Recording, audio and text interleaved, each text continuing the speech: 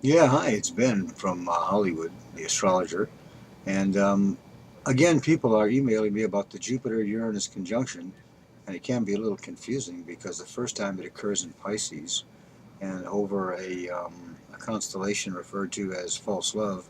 So a lot of love at first sights will be disastrous at second sight.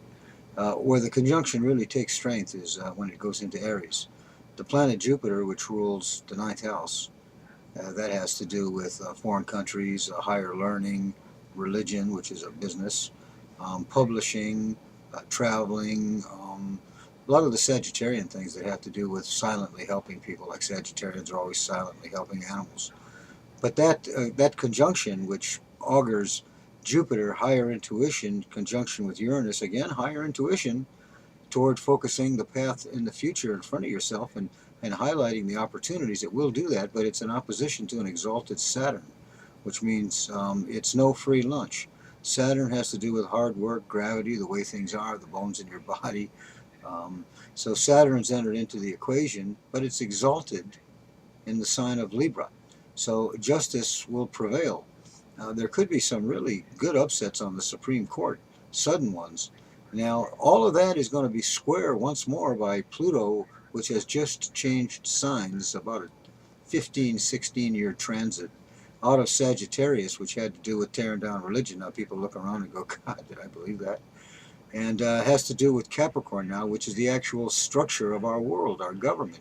You've seen how these guys that'll work 4 hours overtime every night and get everything inveigled and obfuscated so you don't understand what the heck is going on. And then a crime family like the Bush steps in and takes all the safeguards away. But remember that Bill Clinton opened the door before he left and ran so Bush could get in and make those kind of changes. So you notice now Bush and the Clintons are together, and they were together at the airport in Georgia. And you know what business they're in, for crying out loud. They're fighting wars in all the countries where drugs are produced. So, not too hard to figure out. Anyway, the T cross, which is like a line, like an arrow, and it comes out in Cancer, the sign Cancer, in the earlier degrees of Cancer, which is not too far from a black hole, but it means that the result will actually have a black hole going.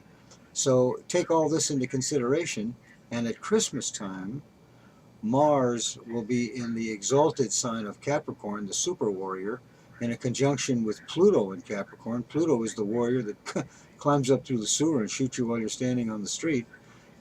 They'll be in a conjunction directly against 13 degrees of Cancer, which is the star Sirius, which is the planet America, which also rules big business like corporations. They will be in a direct opposition. So it'll be the Sun at 13 Cancer, which is our country, us, and Mars in Capricorn. Now, the horoscope of the United States is Cancer, Moon, and Aquarius, but the Sub Rosa horoscope, which means the government forces which really run things for the international bankers and the Illuminati, that's a Mars in Capricorn, Scorpio. So nothing is more aggressive than that. That Scorpio, Mars, and Capricorn is the zenith. More aggressive yet than Aries with Mars and Capricorn would be like Marlon Brando, um, and not David Letterman, but Jerry Seinfeld. There's two examples of that, and Doris Day. And so these are heavyweight hitters, but they're into the mainstream of things. This opposition at Christmas could produce what I think might be a false flag alert. So you want to keep your eyes peeled for that. And people are brewing, and they don't know why. The HARP project is going and keeping them dizzy and asleep. So you might you might want to wake more people up, because right now Ron Paul said that the Federal Reserve is getting upset because we figured out they're crooks. Hey, love you guys.